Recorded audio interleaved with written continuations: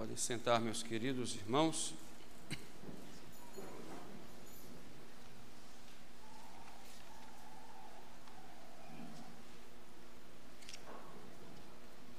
No Evangelho da Septuagésima, quando começamos a nos preparar para a Quaresma,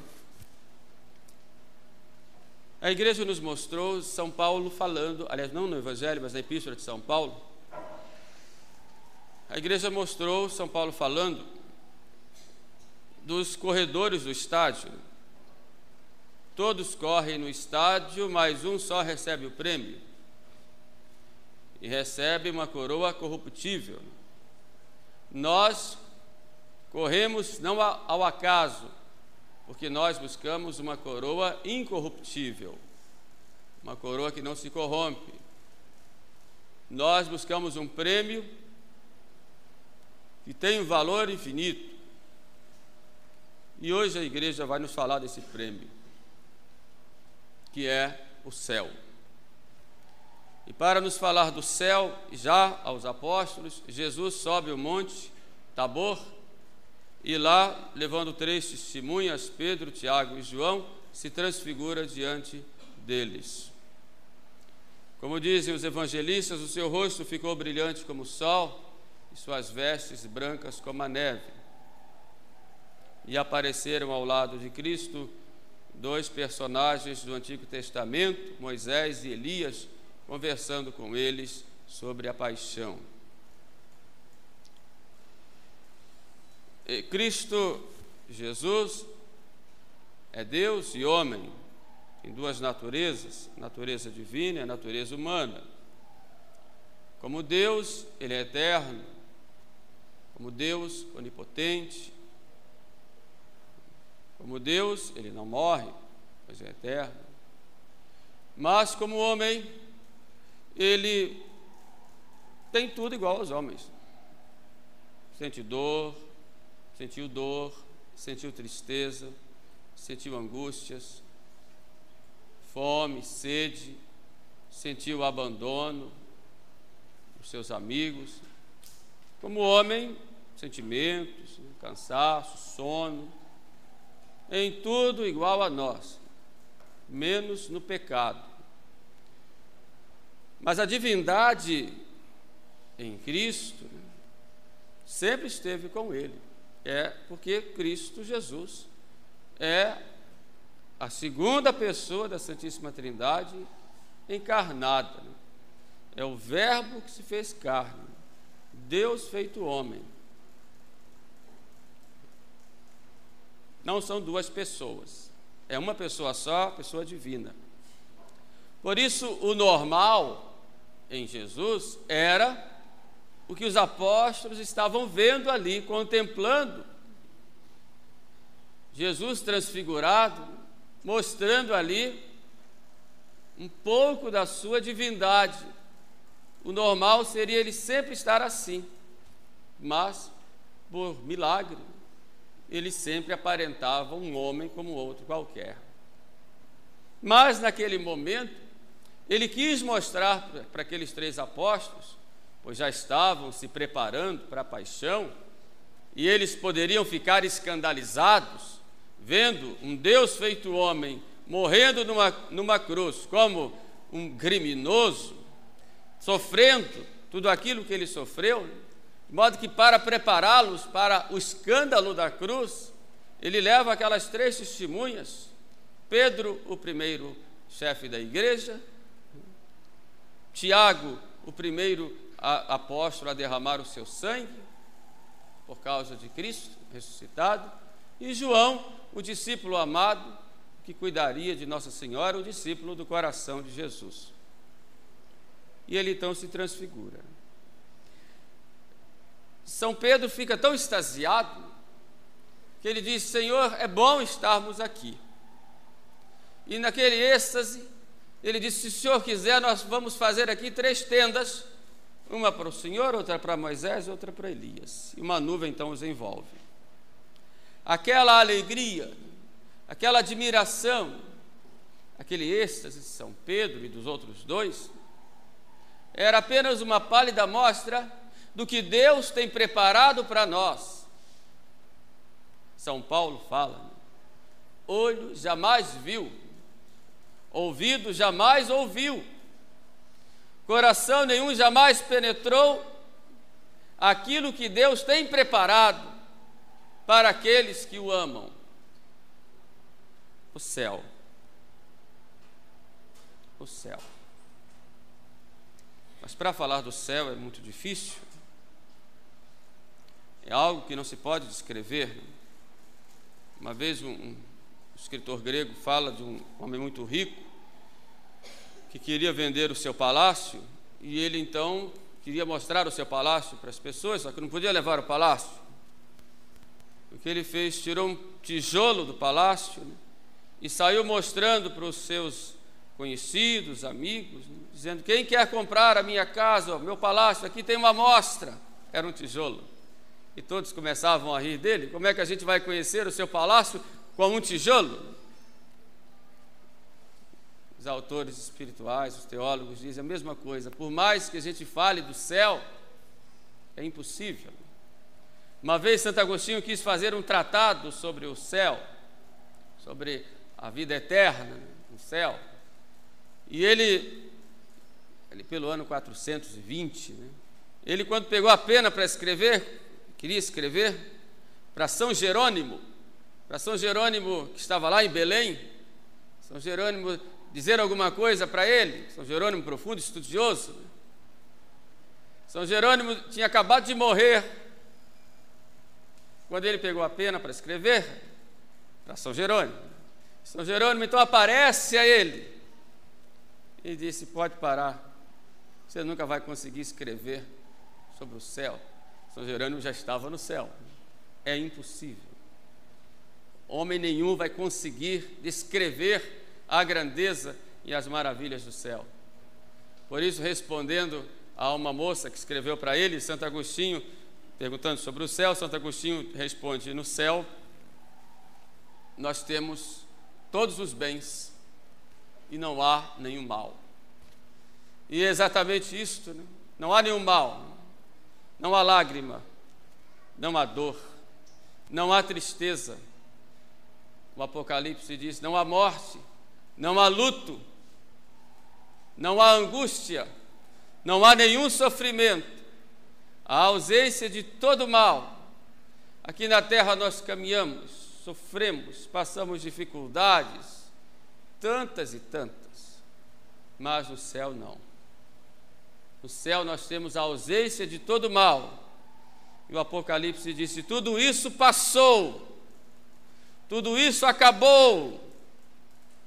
No céu nós temos a posse de todo bem, porque nós temos a posse de Deus. E aí ficamos admirados, espantados, alegres, mas um santo espanto, de alegria. Se nós olhamos a natureza tão bonita que Deus fez, uma cachoeira, né? Estivemos certa vez nas cataratas do Iguaçu, e um padre já idoso disse que já tinha ido lá mais de 20 vezes. Ele dizia que cada vez que ele ia tinha coisas novas, era mais bonita, né? Mais de 300 quedas, né? aquele aguaceiro descendo, né? Os pássaros, as árvores, as flores, uma maravilha.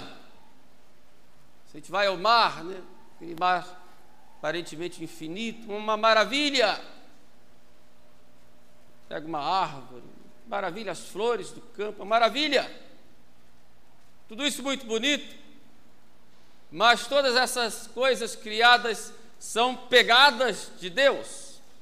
Se eu passo na areia da praia, eu deixo ali as minhas pegadas, mas as minhas pegadas mostram apenas uma marca minha.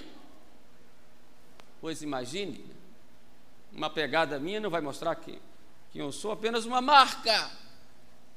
Não vai mostrar o profundo do meu ser. Imagine, todas essas obras são pegadas de Deus. Quando nós observamos tudo isso, ficamos tão maravilhados com este quadro belíssimo que Deus fez do nada e conserva. Mais maravilhados nós vamos ficar ao contemplar ao contemplar este Deus maravilhoso, este Deus poderoso, esse Deus que é a suprema beleza, esse Deus suprema sabedoria incriada, ficaremos extasiados. E nós, pobres mortais e seres humanos, se bem que lá não seremos mais mortais, nós não podemos ver se Deus não nos dá uma luz, que os santos, os teólogos chamam de lumen gloriae, a luz da glória que nos envolva para podermos contemplar, e que é impossível descrever. Santa Teresa de Ávila teve uma visão de Jesus, e ela, depois daquela visão, num êxtase, ela disse que as pessoas que ela encontrava pareciam apenas esqueletos que andavam. Os pastorinhos de Fátima, quando contemplaram Nossa Senhora, ficaram envolvidos por uma luz. Irmã Lúcia dizia lá nas suas cartas, uma luz que nos envolvia e nós nos sentíamos em Deus e Deus em nós. E quando precisava descrever como era Nossa Senhora, ela não conseguia. E vinha um escultor e esculpia, é assim, não é assim, é mais bonita. E fazia uma imagem mais bonita, e essa é mais bonita ainda. Tal a beleza de Nossa Senhora resplandecente do céu. Eu vim do céu, eu sou do céu. Imagine contemplar a Deus face a face. É esta grande maravilha que teremos no céu.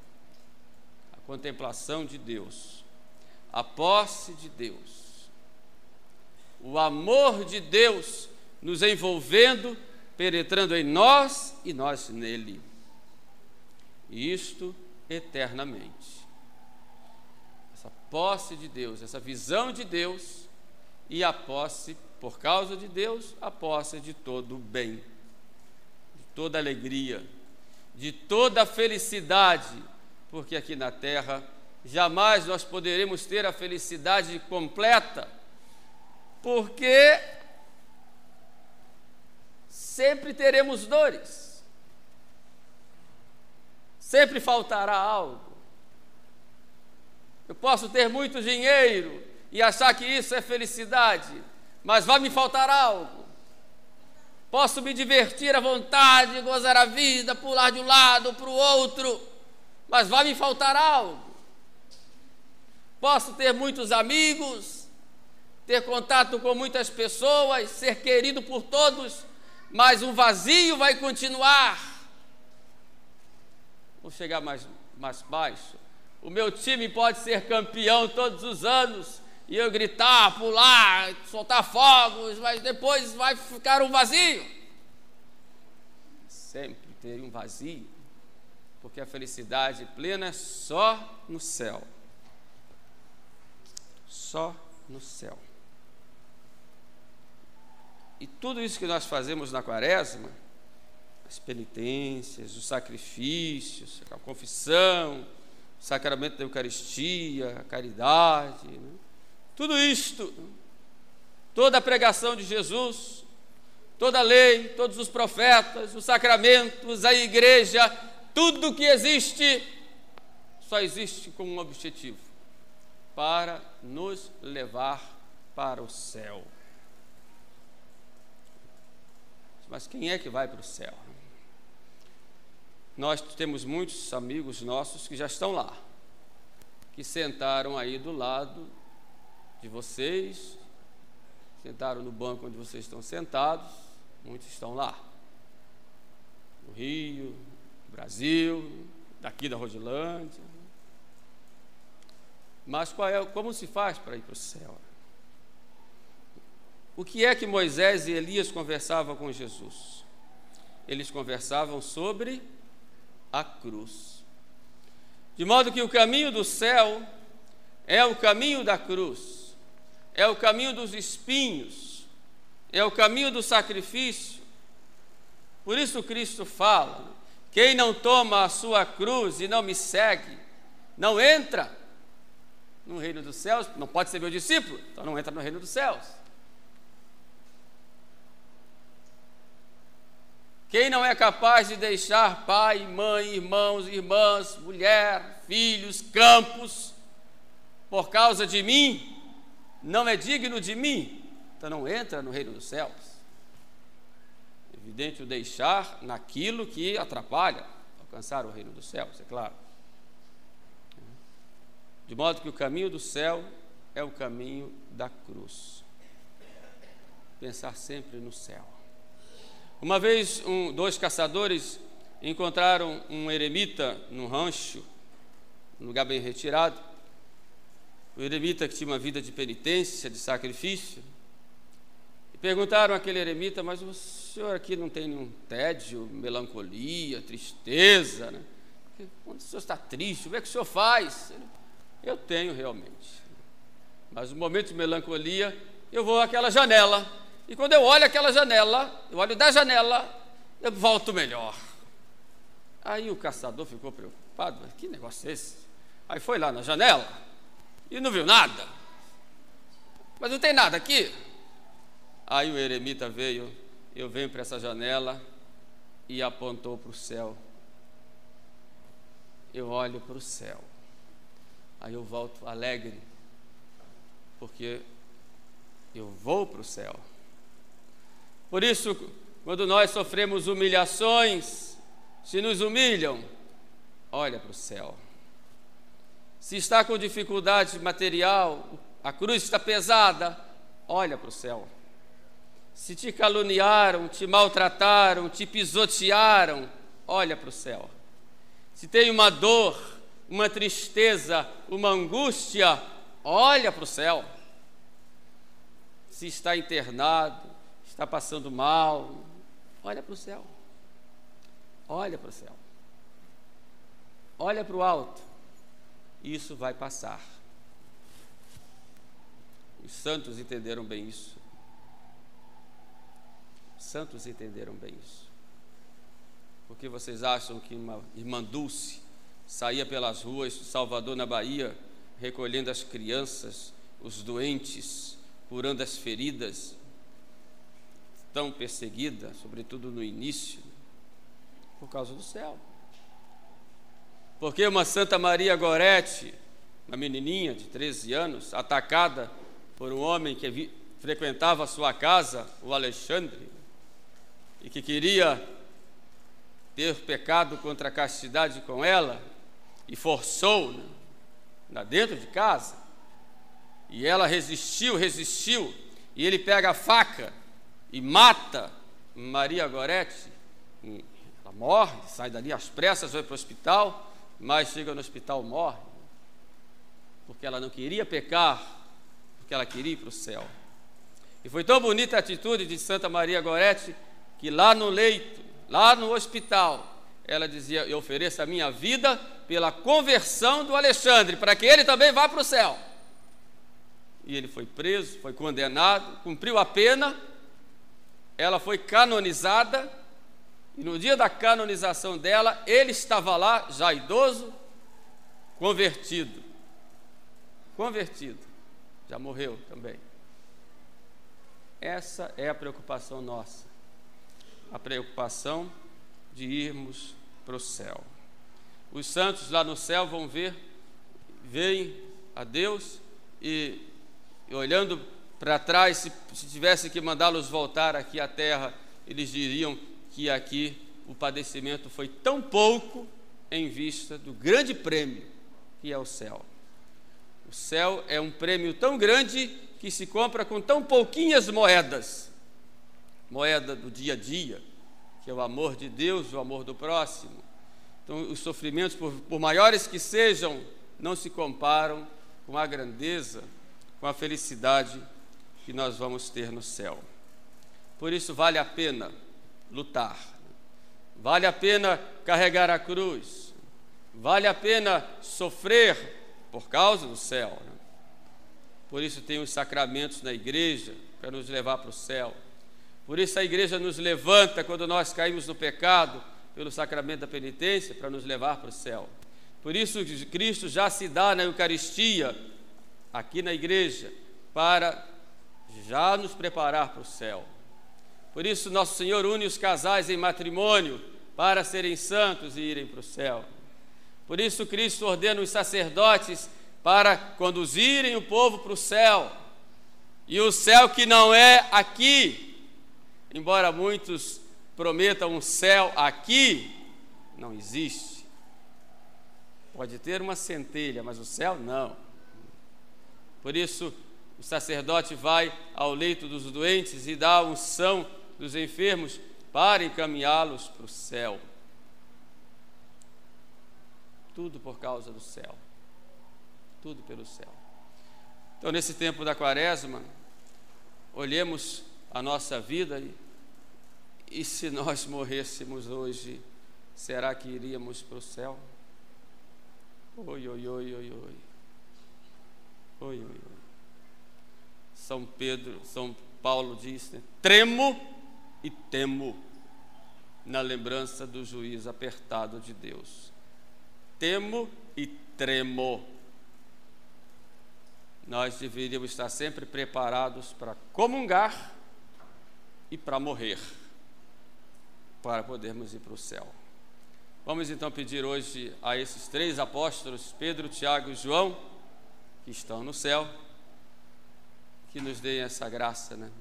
Peço essa graça a Jesus, de nos darem uma verdadeira conversão, para podermos um dia, lá no céu, podermos nos encontrar com todos aqueles que nos precederam com o sinal da fé e hoje estão na companhia dos anjos e dos santos na visão de Deus.